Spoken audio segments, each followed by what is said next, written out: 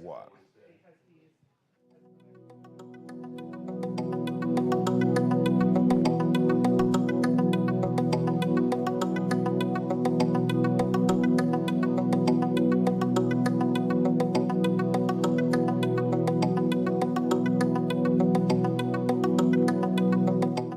First, live, local.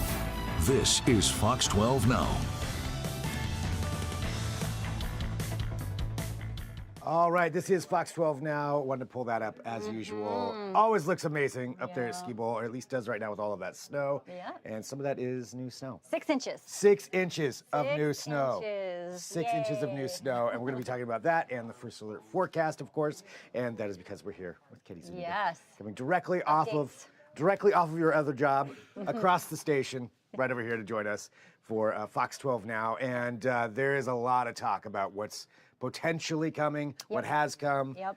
I am excited about the update myself. Yes, we have lots to talk about. And I'm honestly going to say I'm not surprised with what we saw or / didn't see today, even though I don't work on the weekends. Of course, I keep an eye on things.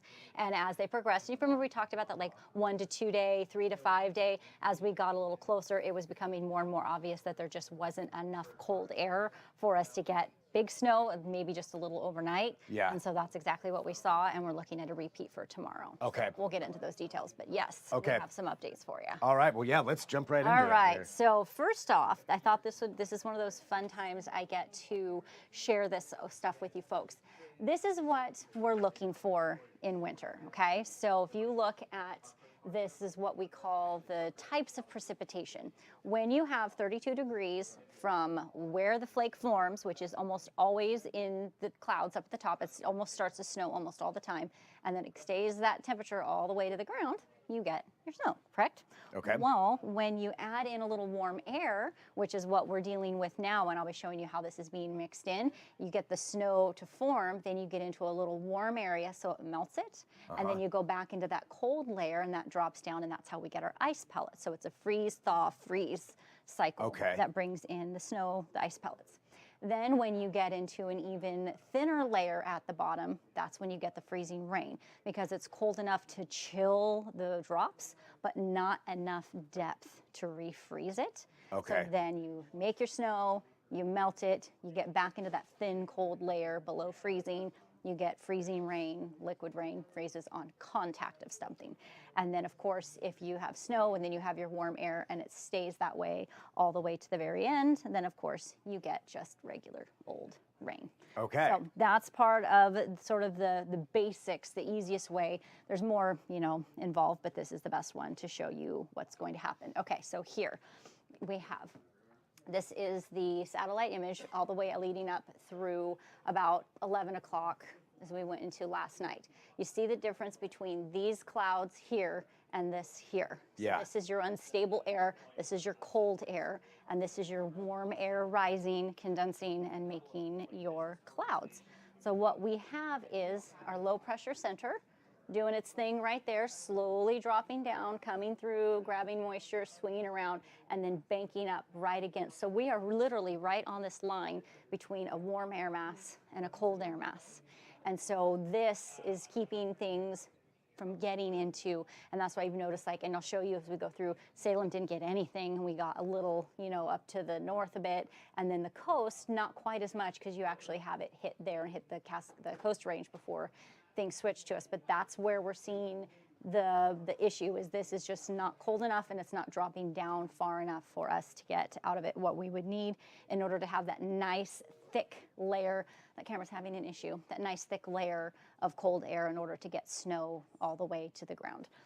All of these cameras, sorry about that one, I'll maybe check that later, had snow covered roads when I started going over the forecast around 3 o'clock this morning. And that's where we saw, we have that first alert day in place for the Coast Range today and tomorrow, because we are still expecting there to be more snow. Now, we're pretty much done with what we're going to see for today for the Metro and Valleys area, but the Coast Range and the Cascades all have a possibility to still see some snow showers. Maybe not much in accumulation, but once we go overnight tonight into tomorrow again, more snow will build up on that Coast Range. Then during the day, it's just going to be too warm because it'll be in the low 40s. for it to be much of anything besides just a wet day going in. So that's for around here too, for the metro area. For us, we're done with the snow for today. Probably, I have a forecast to show you. Probably somewhere around 9, 10 o'clock tonight, we could see some flurries, and then it'll stay pretty much just very light, if anything at all the way until Wednesday morning. Okay. Okay. So I'm going to move over to this side here. This is what's likely that we're going to see. We already talked about this morning and then tomorrow. So we did have those school closures. We had a few, and they were mostly along the coast areas, and there were a few to the north because we did have some good snow in some of the higher elevations. The spots of snow and ice in the morning commutes only. Saw that today. Could possibly see that again tomorrow. And then the rest of the days, it's just not much. It's bare roads because our temperatures are getting too warm. We're going to be back in those low to mid 40s.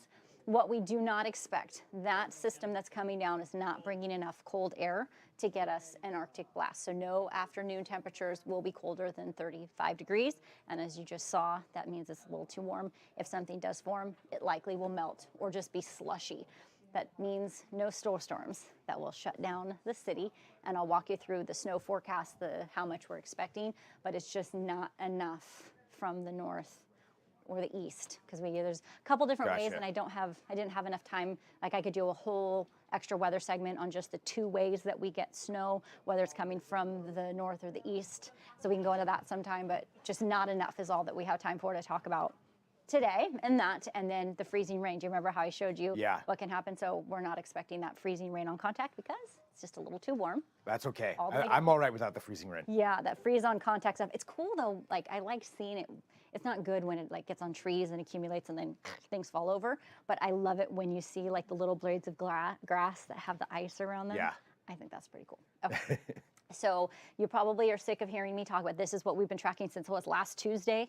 Low that pressure. We did this, and this is that thing that the system that's coming down. So it kind of grazed the coastline here, just starting to drop down. So we're just the edge again. Remember, you saw that warm air to here, and then the cold air to the north. As we go from tonight and all the way into tomorrow night, it does start to shift. And by Tuesday night, tomorrow night into Wednesday, we see enough that we're like, okay, Wednesday could be a little more substantial for us. And as you go to Wednesday, you see it drops in and kind of takes over quite a bit more of the region all the way through Thursday. So this is why we're watching and have Wednesday and Thursday full days, because it does look like it could be more substantial of a chance that we could have some during the day if we don't get too incredibly warm and that doesn't drop as low. Because after that, you see here now we're back into some pressure building up and not the cold air. That's completely moved on. So Friday, Saturday, Sunday, Monday, all right now look dry. Okay. And even sunny. Like the type of forecast that we had, or the type of weather we had, not just before this came in, where it was sunny during the day and you saw, the sunshine, but then it got cold into the 20s at night. That's what we're looking like we're going to get back into. So here it is, the all-important forecast. This is the graph, that short-range forecast. So here we are, 1 o'clock, and you see nothing. You even have breaks in the clouds all the way down through the valley, but you still have some coast snow, and you definitely still have some Cascade snow. And then look at central and eastern Oregon. They're definitely in line for some good snow today. And then fast forward at one little drop. This is tonight o'clock, right around 10 o'clock. You can see kind of behind the label, but there's some snow through here. You can see some right in there, and then going up those west slopes. But it's clear along the coast, few places where you can see possibility, but this is really not too much. And then this one is just kind of jumps through. You'll see we stayed pretty much dry all the way till they get to there, midnight to 3 a.m. Wednesday morning. And you see how much more widespread this is? Yeah. That's why we're working on Wednesday as being a day where we have a bit more. Follow that through. Now we get to the afternoon, starts warming up, so you'll see that these areas turn back to rain, but there's still snow on all the other parts. And then you go into Thursday, and we're back to seeing this is starting to move toward us as we get farther into our Thursday. So that's why we're keeping a very close eye on our Wednesday and Thursdays, because it looks like Okay. All right. And that Thursday could make its way up. Yes, I mean, that's only 4 o'clock in the morning. Yeah. So tomorrow night by 5 o'clock, nothing. Whole lot of zero. Whole lot of nothing going on there, but you still coast, Cascades, a little more up at the mountain. There's just not a ton of, there's some moisture in this, but it's just not a ton, so we're not seeing major. Even up at the coast, they're not getting, up at the mountain. Yeah, just a few right now. It just looks like a little here, a little there. Fast forward a bit. Okay, now we're to Thursday morning, so through Wednesday, maybe up to an inch. That's still not showing accumulation in Salem, but you can see in quite a few areas around it, you know, we're starting to get some. And then if you look along the coast range, you get some of those darker colors. You're getting up, you know, 2 to 4 inches in there by the time we get through Wednesday morning, and then up to 8, so maybe another 8 to 10 inches up at Government Camp, which is great. And then you get a little closer look, you can see anywhere from, you know, Welch's headed up to the mountain, which you would expect, up to 4. Then you get smaller numbers as you get down into the metros area, even more when you head, less when you head down to the valley. And then you start climbing as you get up towards Sunset Summit, Vernonia, and those areas. So maybe an inch at Wilsonville. So this is what I mean by not necessarily a storm that's going to shut down the city, because it's just not. And if it does make it and accumulate, it'll still be warm enough, and the ground is not frozen or solidly cold all day where it can hold that all in. Here's where you see in Salem maybe 1/10 of an inch, 9/10 there in Corvallis, and then a couple inches possibly as you head over to the coast, but not too much. And then let's head off to the east real quick, just so we don't leave anybody out. You can see we get a little more as we head up. Yeah, 9 inches there in Baker City. Yep. Yep. So this is all the way, and this is this is a short range, high resolution model. So this, you know, I mean, this might shift a little by then, but this is getting into the time where, you know, this is a little more detailed and a little more accurate. So we feel those are pretty good. Okay.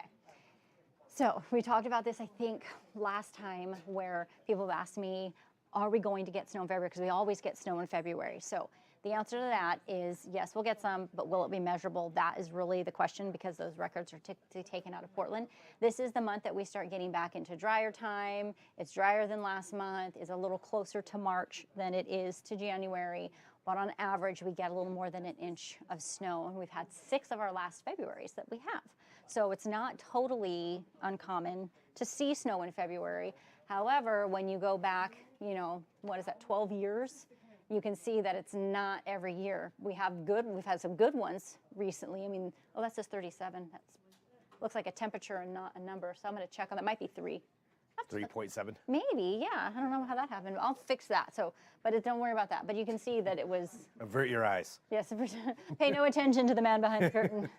But the point is that you can see it's not an every year thing. We've just had a few doozies. So let's take a look at the snowiest Februaries on record. So back in 1949, there was 13 inches for the snow total for February. In 2023, we've had some good snow. Yeah. If you remember that, I sure do. I was out in it. And then we had another 10-inch year in 2021. So recently we've had some pretty good snows, but then we have to start reaching back a little farther, and you can see those numbers drop. But the snowiest Februaries that we have on record, of those top 5 at least, we have just about 7.25. 2 of them within the last 4 years. Yeah, those are some pretty good snowy Februaries. And Yeah.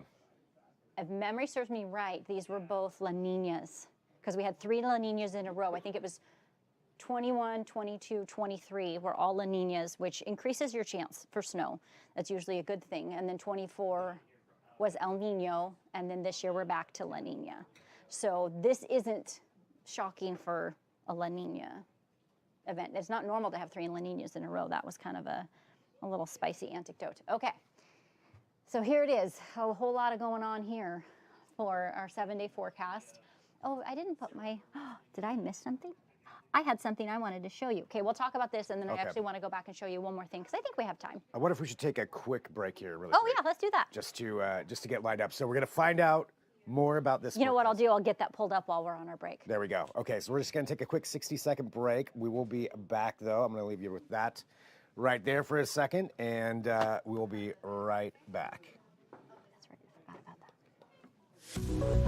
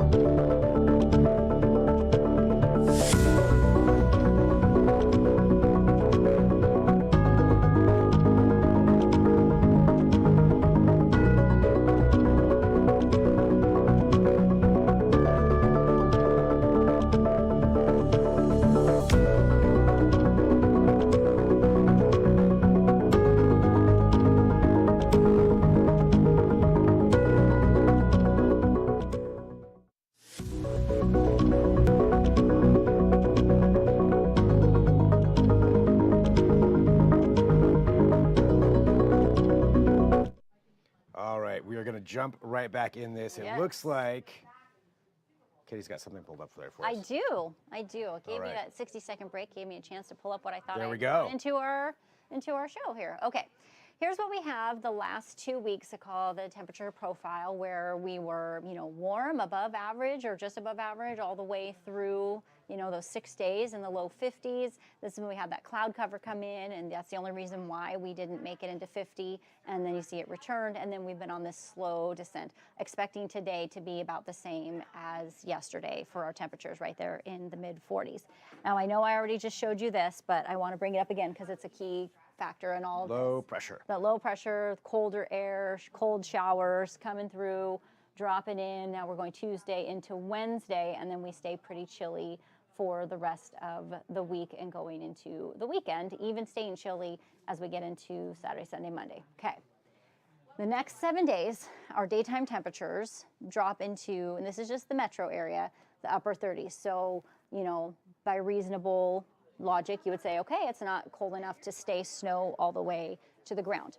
But if you have that cold enough layer that goes far enough for, and we talked about, where the clouds are, that depends on where they're formed. Like if it's a really deep cold layer and it goes really high up in the atmosphere, there's a lot of time for those flakes to form. If it's a shallow or a lower layer, then there's not enough time and you might not get as big of a flake. And I have a whole slide I didn't have time to add in that shows what temperatures produce what type of snowflakes. It's Oh, that's cool. really, really fun. So we can show you sometime about what happens when your temperatures are colder, and it's really cool.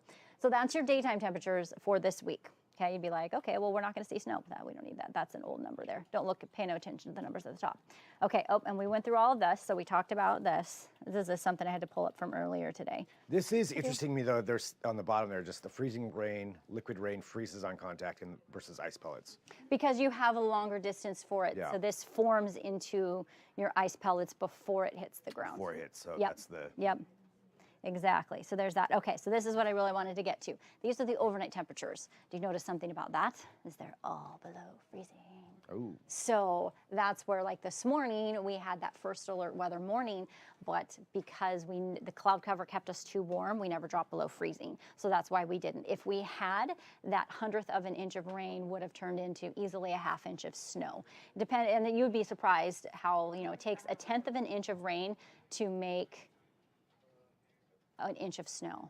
Wow. And so if you only have a 1/10 of an inch of rain, you'll have an inch of snow. 10 to 1. Yeah, it's exact. Well, and there's actually a lot of other depending profile things, but that's the Yeah. basic one that we use. It's a 10-to-1 ratio. Okay. I have this whole spreadsheet on how to determine what ratio to actually use when you're looking at it, because again, the temperature of the air and all the stuff, the amount of moisture in it, changes it. So there's a lot more to it than that. I spent a whole semester learning how to do this, figure out what ratio to use. But most common, 10-to-1, it's kind of the one we all use, okay?